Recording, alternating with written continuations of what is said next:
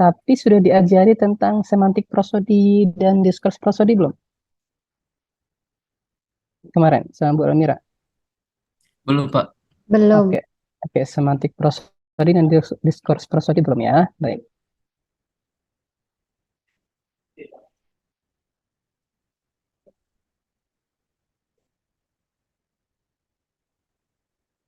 Oke,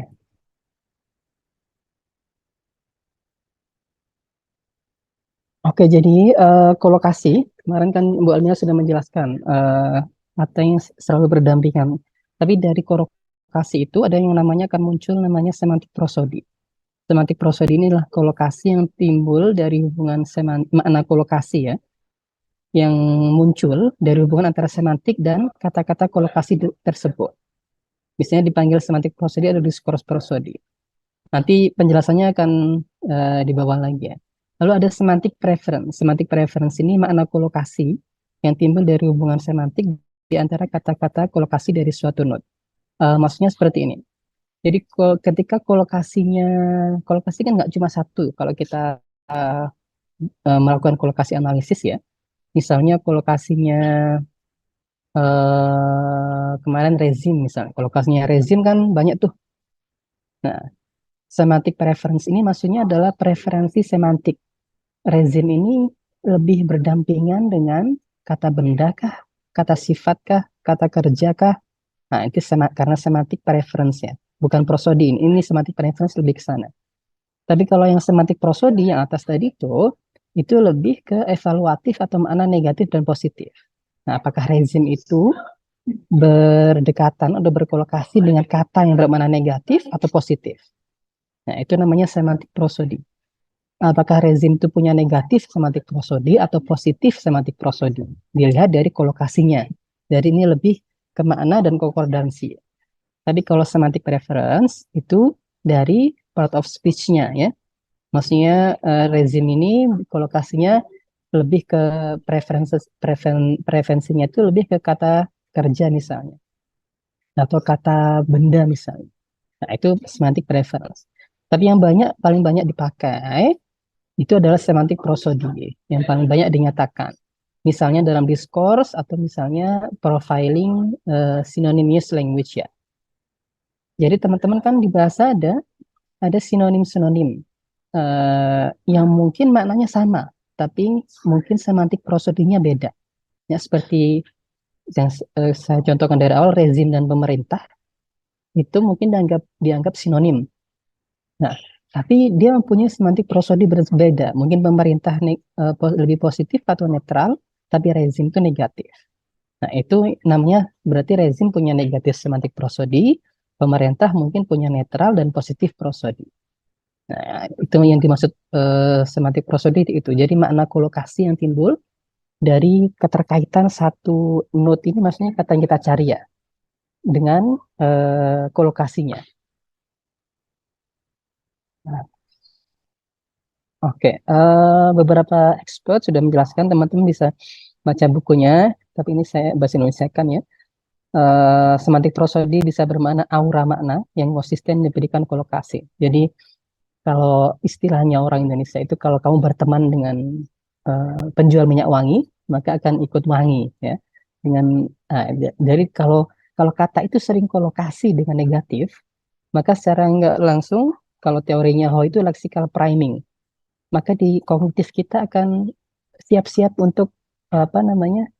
Misalnya ada orang bilang rezim, itu mungkin kita sudah siap-siap kalau ini negatif, kritikan. Nah, itu namanya lexical priming karena seringnya rezim bersandingan dengan kata-kata negatif. Atau dalam bahasa Inggris misalnya cause itu ya, itu kalau dalam bahasa Inggris itu selalu setelah cause itu pasti sesuatu negatif. Jadi nggak bisa cause cause yang positif menjadi cause me happy, itu nggak bisa. Biasanya make me happy. Tapi kalau cause itu pasti cause disaster, cause apa yang bermakna negatif. Jadi secara tidak langsung natif itu kita sebagai pengguna, kalau kita bahasa Indonesia ya L1 itu sudah punya yang namanya lexical priming. Kalau ada satu kata yang sering-sering diucapkan atau bersandingan dengan negatif, maka secara nggak langsung pikiran kita, kognitif kita akan nge-prime itu akan siap-siap untuk bermakna negatif selanjutnya. Intinya di sana. Ini teorinya lexical framing atau dari semantik prosodi.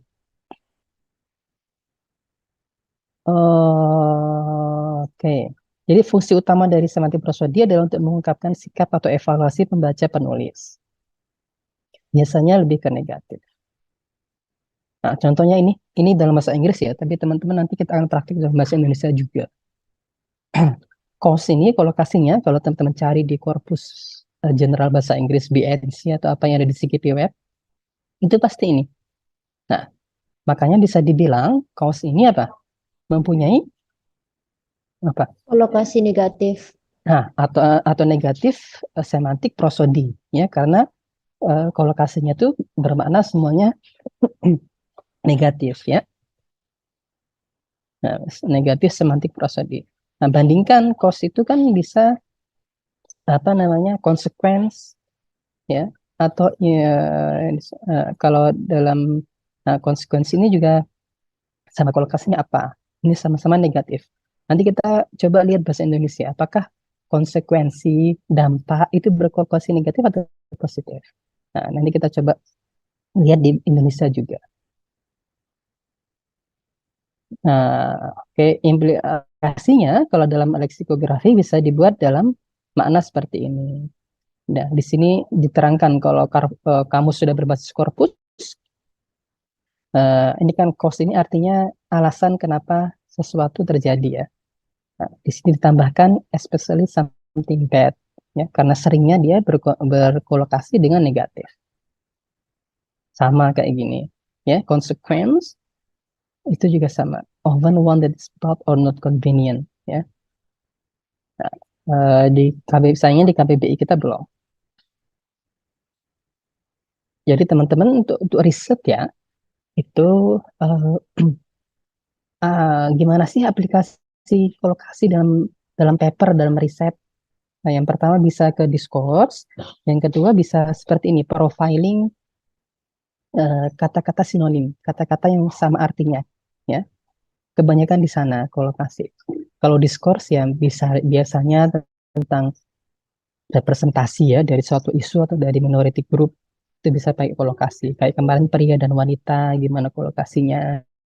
Nah, atau profiling ini gimana perbedaan makna dari slim, thin, sama apa lagi?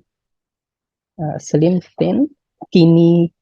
Nah, kalau itu bisa dipakai menggunakan kolokasi. Ya.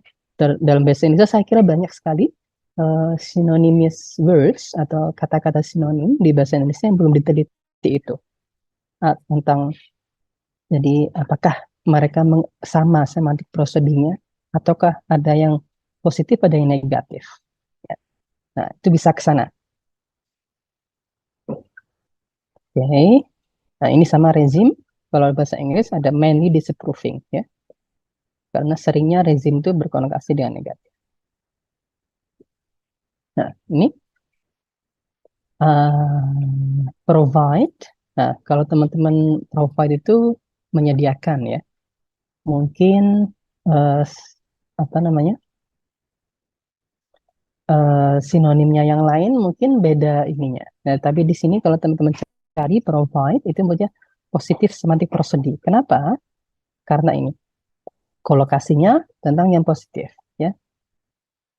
Pertolongan, asisten, uang, money dan sebagainya. Kalau create, nah, ada yang mix juga, ya. Misalnya dia juga negatif, dia juga positif. Jadi tidak bisa menentukan. Jadi itu netral istilahnya prosodinya. Prosodically mix or incomplete. Itu bisa juga seperti ini. Kebanyakan netral misalnya apa ini create space impression yang tidak ada, dia tidak mempunyai kecenderungan negatif atau positif. Ya ini kalau kata Xiao, the consequence of word frequently keeping bad company is that the use of the word alone may become enough to indicate something. Jadi konsekuensi dari kata yang selalu bersandingan dengan sesuatu yang negatif, baik itu mempunyai makna negatif, adalah kata itu sendiri pun sudah mungkin cukup untuk mengindikasikan kalau itu negatif, ya. Jadi konsekuensi karena rezim itu selalu bersandingan dengan otoriter, bla bla bla. Jadi kalian mendengar kata rezim pun sudah bisa mengantisipasi kalau ini adalah oposisi, kalau ini ada kritisi orangnya adalah orang yang ingin mengkritisi. Nah, itu seperti itu. Itu sebenarnya adalah konsekuensi dari kolokasi itu sendiri.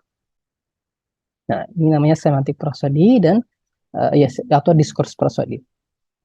Oke, ya, mungkin itu tambahannya dari penjelasan Bu Almira kemarin tentang kolokasi ya. Ada yang tanyakan?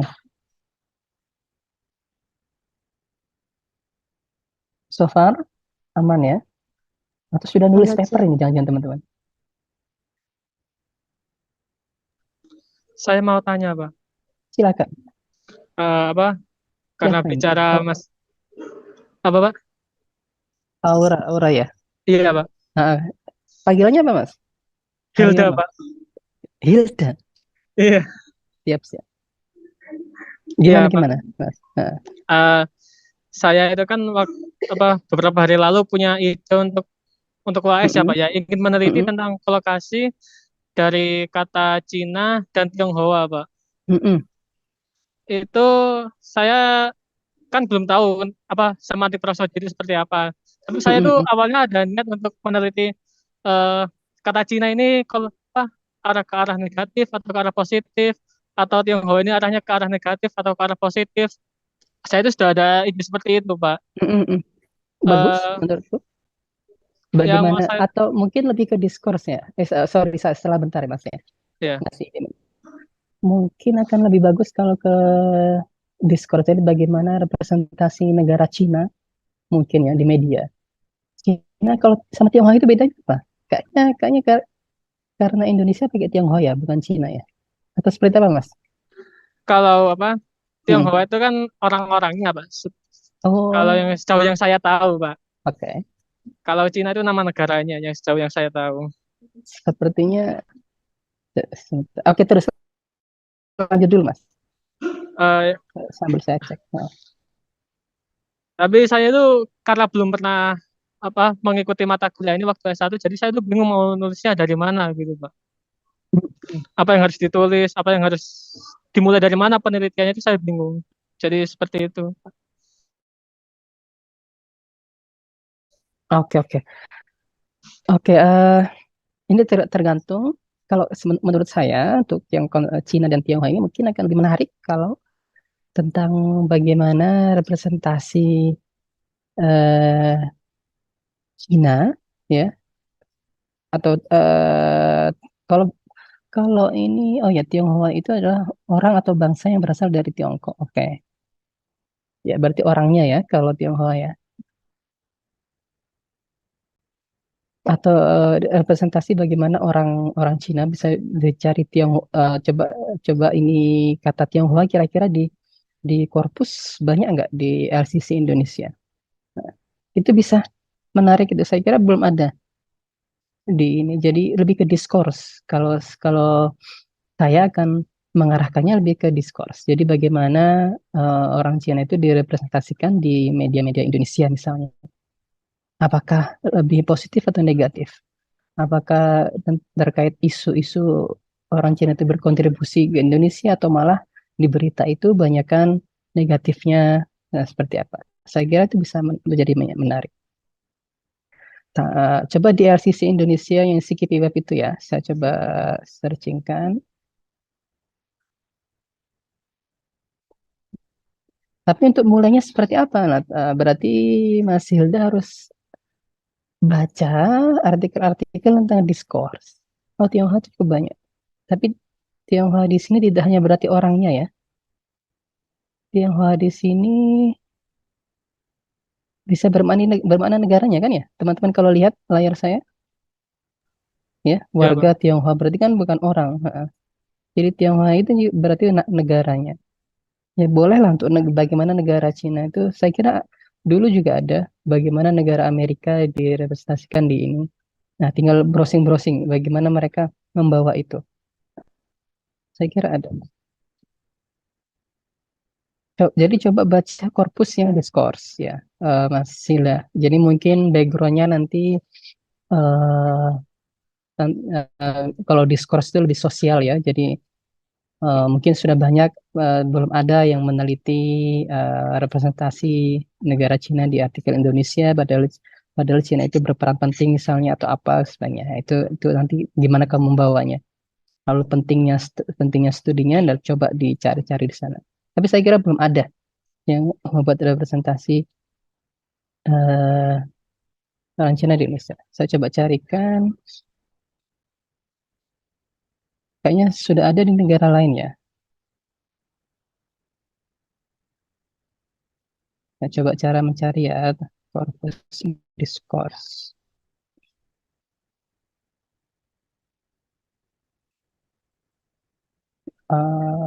Nah ini nih. Oh bukan, representation of Chinese image in the US mainstream newspaper. Nah, nah, bagaimana image-nya negara Cina itu di US newspaper, ini juga ada. Ya, coba dibaca, ini dilihat masnya.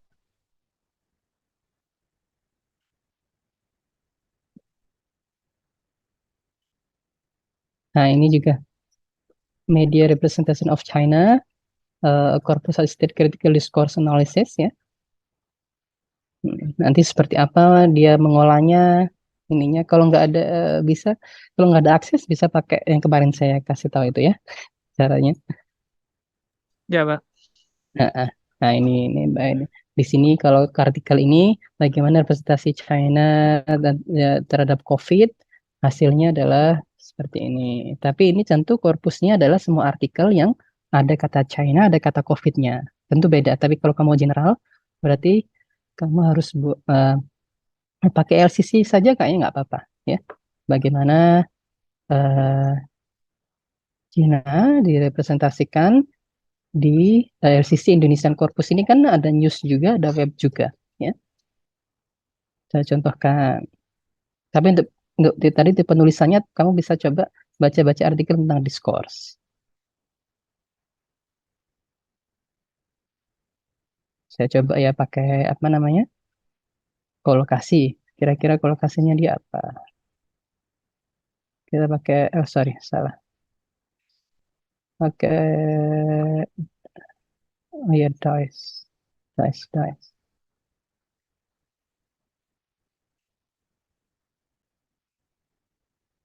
Misalnya dia kok di sini sering berkolokasi dengan India. Kira-kira apa? Nah, kamu bisa lihat di konkordansinya. Bahas apa sih? Nah, kalau misalnya nggak temu yang menarik ya. Rusia, Tibet keturunan komunis dinasti. Ini apa ini? Amerika. Nah, kalau dia bersandingan dengan Amerika, dia bahas apa sih? Apakah netral-netral saja?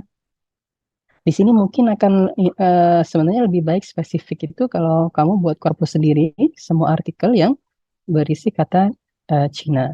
Seperti itu bisa. Kalau misalnya Baik. kamu nggak menemukan yang menarik di sini, ya. Kalau pakai bahasa Inggris, kamu jurusan apa? Dulu S1 bahasa Inggris atau? Sastra Inggris, Pak. Oh, kalau sastra Inggris lebih ini lagi. Kamu bisa pakai apa namanya English Corpora ya. Ya, sudah pernah saya ini juga English Corpora. Nah, di sini kamu hanya perlu daftar news on the web misalnya atau coronavirus corpus. Jadi bagaimana eh, China direpresentasikan di korpus coronavirus. Nah, itu bisa. Kalau yang tadi itu kayaknya di apa ini? Nggak tahu dia pakai korpus apa. Tapi sepertinya bukan pakai korpusnya ini. Nanti coba baca lagi ya. Kalau emang sudah dipakai ya, coba pakai korpus yang lain. Nah, tinggal mencari sama di sini ya. China, kolokasi berarti ini. Biasanya kalau discourse kita pakai 5, dan collocate harus login dulu ya. Baik, Pak. Ini gratis. Nah, seperti itu, Mas ya. Ya, Pak. Oke, pertanyaan yang lain? Saya, Pak. Tadi ada yang angkat tangan. Iya, Iya, silakan saya. Mbak Restu. Iya. Pertanyaannya agak banyak, nggak apa-apa ya, Pak? Nggak apa-apa, nggak apa. Ya, ini terkait juga dengan UAS. Kemarin kan saya sudah mencoba cari ya. Kemarin kan ada gambaran dari Pak Fajri tentang artikel diabetes. Nah, kemarin tuh saya sudah nyari di Kompas dan Detik. Ternyata di Kompas dan Detik itu ada kategorinya lagi. Misalkan tentang diabetes ini ada yang healthy, ada yang trend, ada yang food kayak gitu. Nah, pertanyaannya dari saya, ya kan ada Semua. kategorinya. Iya. Jawabannya semua. Oh, enggak, maksudnya yang Oh, saya enggak ya? tanyakan bukan itu. Yang yang saya tanyakan, misalkan saya di Detik ini pakai kategori health, kemudian di Kompas pakai kategori trend, itu apakah boleh? Nah, lebih Berarti baik kalau semua. health semua. Enggak, Semua maksudnya? maksud saya semua itu nggak peduli kategorinya. Yang penting artikel Oh, gitu. itu ada kata obesitas, diabetes dimasukkan Iya. saja. Tapi kalau kamu Oke. kewalahan, ya berarti tahunnya aja dibatasi. Kira-kira setahun terakhir 2022 ada berapa? Sudah belum ini ya. Belum Belum. nyoba. Sudah. coba Pertanyaan itu. kedua. Pertanyaan kedua. Terus untuk sampelnya, misalkan saya mau ambil sampelnya ini, anggaplah ambil 2 tahun, yaitu tahun 2023 dan tahun 2022. Bagus mana yang dijadikan sebagai sampel? Apakah random ambil 20 artikel di tahun 2023, 20 artikel 2022, atau misalkan 2 tahun nih ambil per bulannya ambil 10 artikel kayak gitu. Bagus Nah, yang mana sampelnya? ini tadi. Kalau bisa semua. Maksudnya semua. Semakin banyak ininya semakin bagus. Dalam artian semua artikel, semua news ya, yang ada kata diabetes dalam tahun itu kamu pakai semua. Iya, masih dipakai semua itu berarti ada batasannya nggak, Pak? Misalkan nggak ada. Nggak ada, emang datanya segitu. Ini gitu. artikel saya yang baru terbit tentang obesitas ya. Kamu kalau mau diabetes, saya kira agak mirip-mirip bisa dibaca. Oh iya. Itu bisa open access juga. Saya kirim di chat itu. Iya. Nah, kalau saya itu ya sama, jadi semua. Jadi misalnya kalau saya nyarinya, saya praktekkan ya. Iya. Teman-teman sudah nyoba, atau kamu sudah nyoba ini nggak? Kemarin aplikasi yang saya ini apa namanya? Bootcat.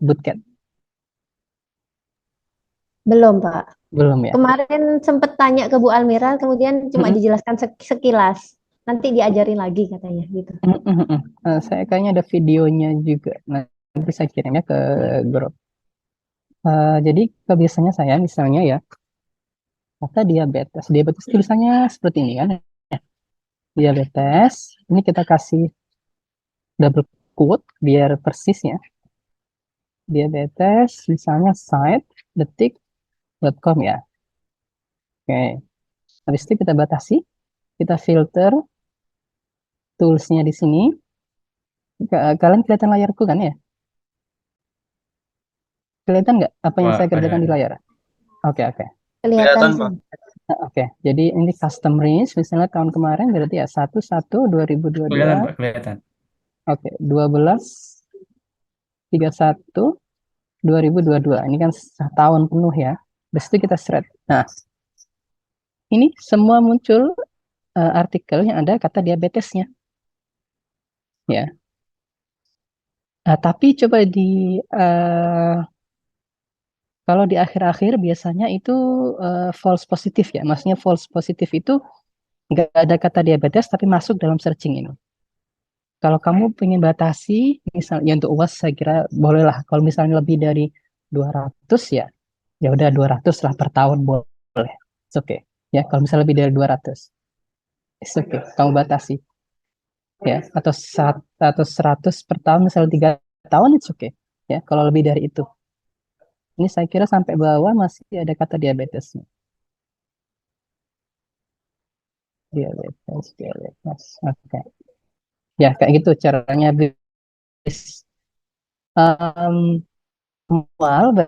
Harus copy paste ya. Jadi ini dibuka artikelnya, dibuka langsung di copy, dimasukkan ke Word gitu. Ada yang nggak copy paste, itu bisa pakai namanya bootcat kemarin gitu. Saya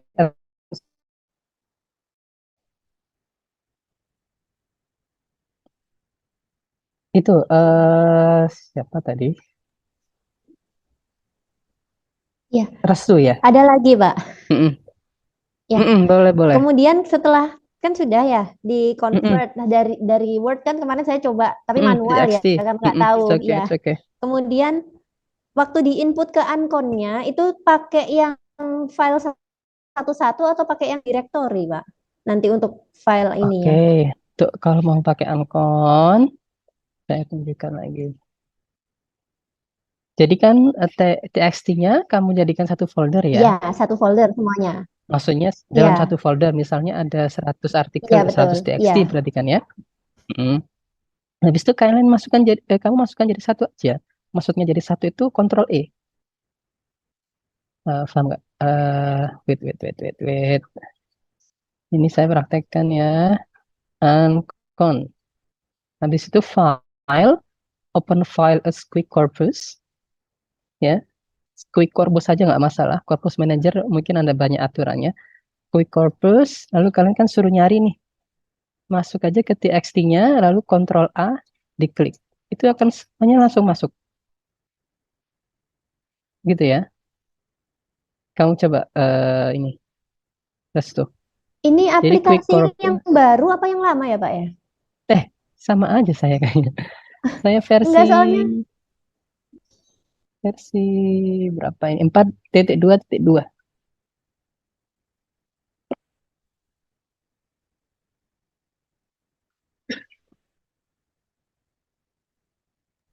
berarti untuk pengukuran tokennya nanti dari semua yang sudah yang diupload tadi secara utuh yang filenya ada banyak korporanya tadi, itu Mm-mm. yang dihitung tokennya ya, Pak ya? Token itu bisa dibilang word-nya ya, benar. Saya contohkan lah ya. Share screen, Encon. Nah, ini saya akan upload korpus obesitas saya. Misalnya ya, project obesity Indonesia, korpus detik. Nah, jadi kalau kamu kontrol E, itu kan semua kepilih lah TXT-nya itu. Ya, langsung di open, langsung dia akan masuk ke sini semua. Tampilannya seperti ini nanti. Ya, bisa melihat kan layar itu apa yang saya share. Oke. Bisa, Pak. Nah, tampilannya akan seperti ini. Ini kan dari TXT banyak satu-satu ini sebenarnya. Nah, habis itu kalau Ibu Almira kemarin bicara token, ya token bisa bilang word. Word itu berarti kan ini. Kalau kamu start, itu kan ya keluar. Tapi kalau kita bicara kolokasi, ya berarti pakai kolokasi ini. Misalnya minimal frekuensinya 10, minimal range-nya 10. Habis itu kolokasi dari obesitas misalnya. Ini pakai default setting aja ya, saya nggak pakai default. Nah, mengalami risiko ekstrim, berkelebihan, penyakit, anak. Nah, berarti mungkin detik lebih banyak bahas anak obesitas daripada orang dewasa yang obesitas atau seperti apa. Nah, itu bisa dilihat nanti. Kalau kamu klik dua, langsung masuk ke sininya. Seperti itu. Nah, di artikel saya ada bahas ini juga. Pak, dari ini tadi saya jadi ada muncul pertanyaan baru, Pak. Silakan.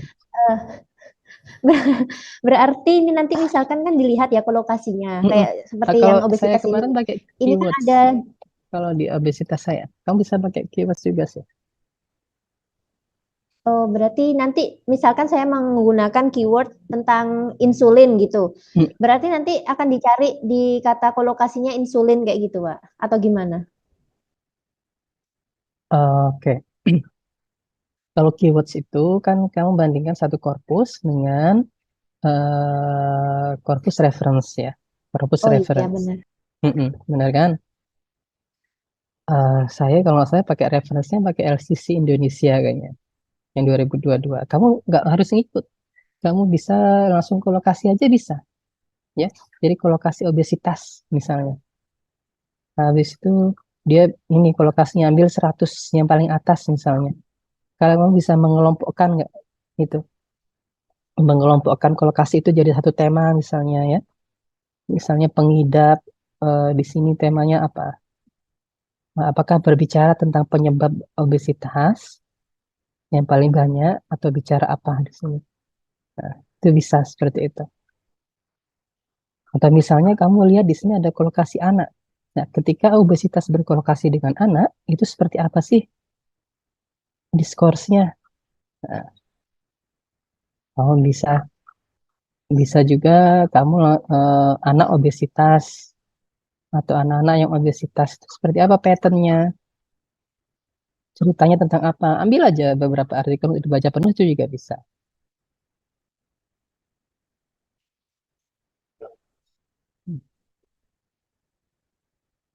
Pasien, kanker, kayak gitu. Restu ya? Berarti Pak, kalau Mm-mm. misalkan untuk artikelnya cuma mengambil kolokasinya aja nggak apa-apa ya, nggak usah misalkan Nggak nggak usah apa-apa, pakai keyword, nggak usah nggak pakai. usah. Yang penting kamu Oh ya, bisa mencari sesuatu di sana. oh ya, Mm-mm. Insya Allah At- mulai Atau, paham Pak. atau misalnya kamu pakai penderita obesitas, gimana sih? Kalau penderita obesitas itu mungkin kalau nggak pakai kolokasi pakai KDIC aja langsung. Oh, cuma ada 22. Itu apa direpresentasikan seperti apa? Apakah kasus kematian saja kalau menderita obesitas itu nggak ada kasus sembuh? Maknanya seperti apa? Apakah itu berpengaruh kalau apakah membuat stereotyping kalau sudah obesitas berarti sulit sembuh? Nah, itu diskurs nanti ya tentang tapi intinya di sana. Misalnya kalau kasih obesitas kan ada penderita juga, ada menderita. Misalnya bagaimana orang yang menderita menderita obesitas itu diwacanakan. Oh, ini cuma 3. Sebentar.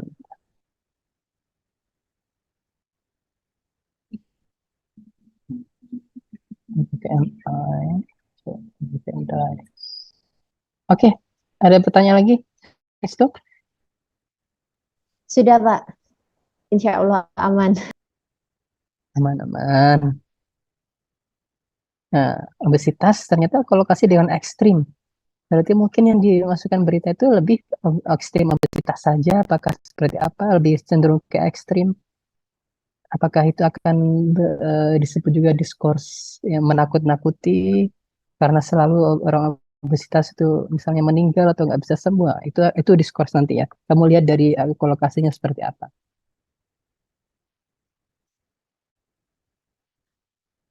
Kalau diabetes nanti bisa. Kamu sambil baca artikel itu sambil coba maksudnya bukan promosi ya. Dalam artian biar ada brainstorming inilah gimana sih cara untuk membuat analisisnya.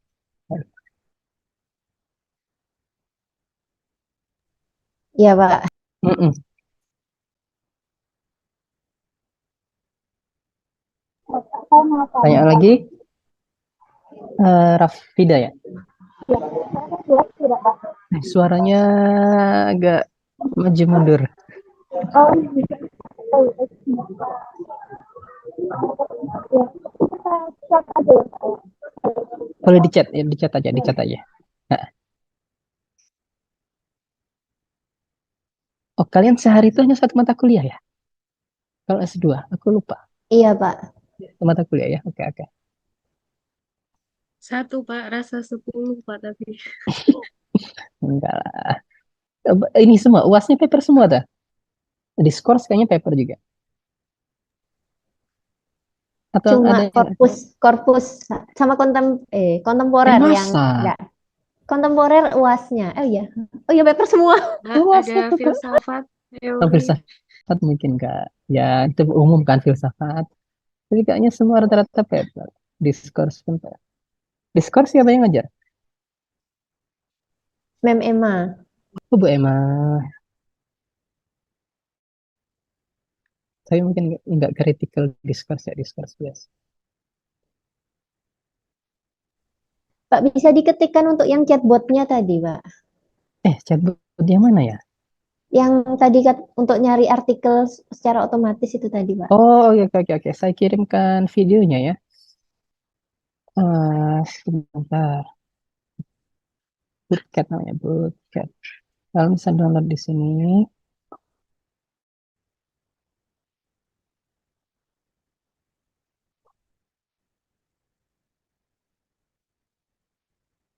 Hmm, sudah nggak ada.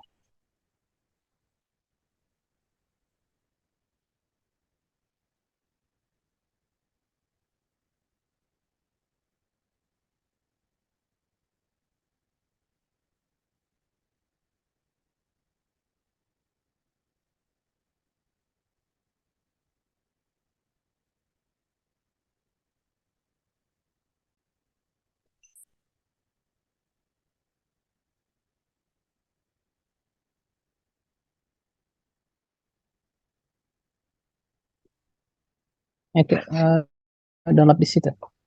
Apabila saya menggunakan korpus BNC, KOHA, atau KOKA, atau kalau misalnya tidak ada, berarti setiap pengerjaan langsung menganalisa lewat teori kebahasan yang ingin saya gunakan. Iya, benar. Jadi kalau misalnya kamu pakai korpus yang sudah jadi ya, tidak buat korpus baru, berarti di bagian metodologi itu kan ada namanya data. Kamu bilang datanya pakai korpus ini, kayak gitu. Ya, alasannya apa gitu. Boleh misalnya memang ini sudah suitable dan sebagainya, nggak apa-apa. Tapi kalau misalnya kamu buat sendiri korpusnya, berarti di data itu kamu jelaskan. Nah, saya buat korpus ini, langkahnya seperti ini, bla bla bla, bla bla bla. Hmm? Nah, seperti itu. Ya, bedanya di sana. Jadi boleh kalau kalau kalau apa namanya? Kan artikel harus penuh ya, dari pendahuluan, metode, result analysis, and conclusion. Nah, biasanya bahas korpus ini di metodenya. Kamu metode ini berisi data dan teori yang dibagi kalau ada teori ya. Tapi kalau misalnya behavior sinonim atau apa profile dari sinonim word, kata-kata sinonim, mungkin teorinya nggak terlalu strict. Tapi di metodologi itulah kamu ceritakan. Bisa sambil baca-baca artikel-artikel sebelumnya.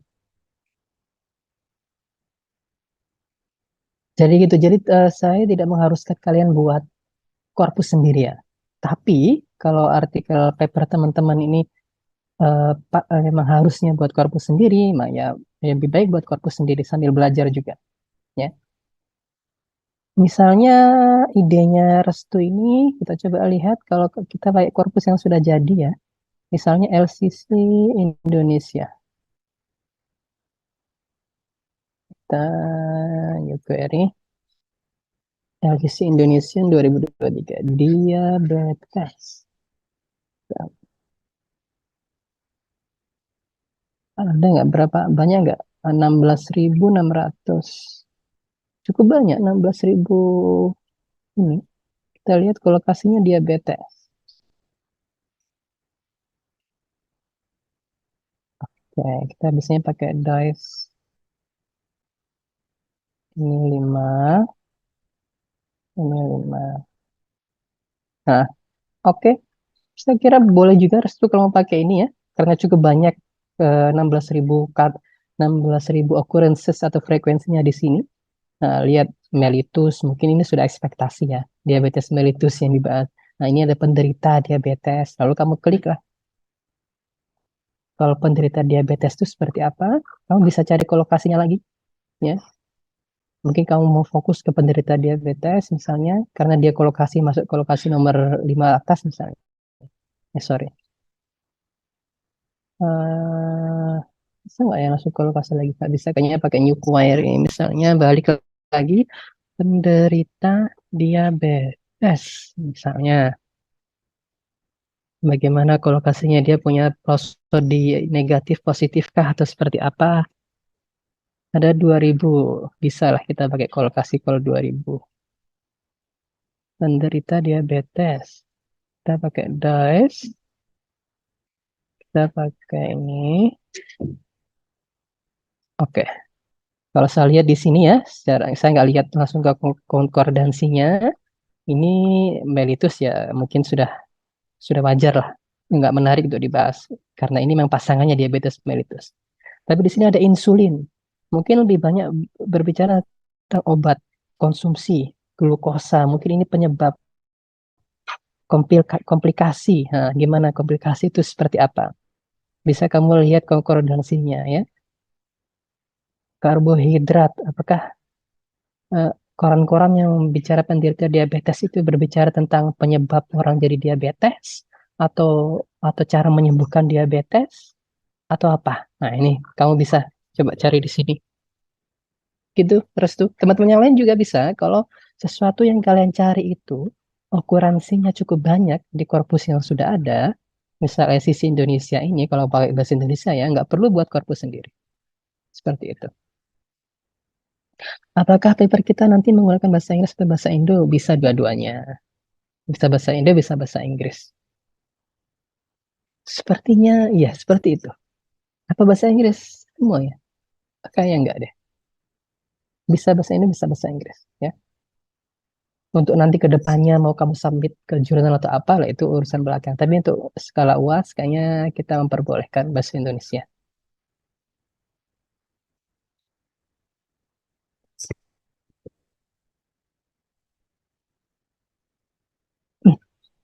Oke, nggak ada follow up pertanyaan?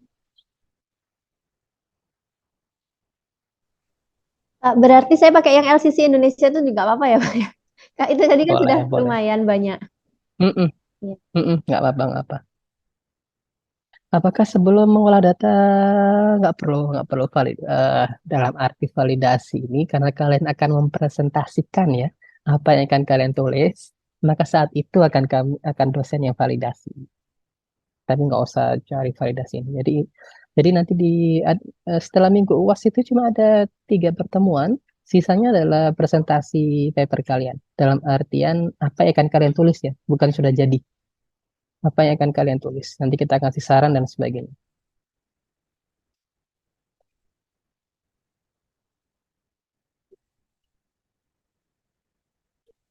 Oke, pertanyaan lain?